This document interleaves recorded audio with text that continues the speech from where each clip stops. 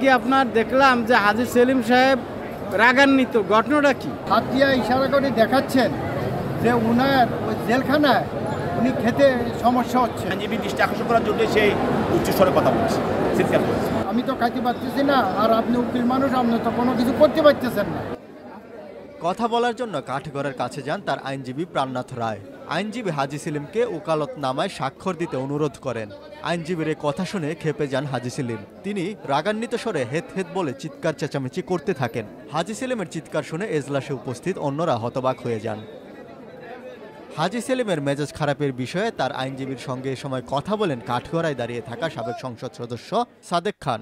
সাদেক খান তখন আইনজীবী প্রাণনাথ রায়ের উদ্দেশ্যে বলেন, কারাগারে সমস্যায় রয়েছেন হাজী সেলিম। হাজী সেলিমের কথা কারাগারে কেউ বোঝেন না, খাওয়া দাওয়ার সমস্যা হচ্ছে। ঘটনা হচ্ছে উনি ওই তো কাশিমপুর জেলখানায় আছেন, এখন ওই হাত দিয়ে ইশারা করে দেখাচ্ছেন যে উনার ওই জেলখানায় উনি খেতে সমস্যা হচ্ছে, অর্থাৎ ঠিক মতন উনার খাওয়াটা হচ্ছে না। উনার টাইম টু টাইম কিন্তু উনার খেতে হয়, কারণ উনার হার্টে ওপেন হার্ট অপারেশন করা আছে, আর হচ্ছে ডায়াবেটিস আছে।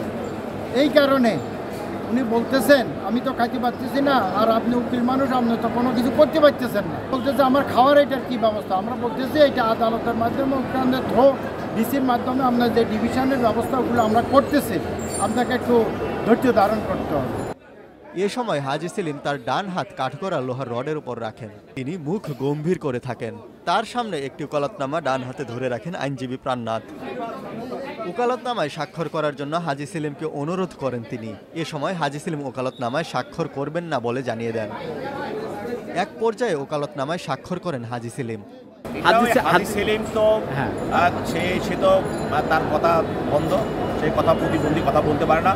তো সে যখন তার আইনজীবী দৃষ্টি আকর্ষণ করতে চায়, তখন সে একটা সাউন্ড করে, চিৎকারের মধ্যেই মনে হয়। আইনজীবী দৃষ্টি আকর্ষণ করার জন্য সেই উচ্চস্বরে কথা বলছে, চিৎকার করেছে।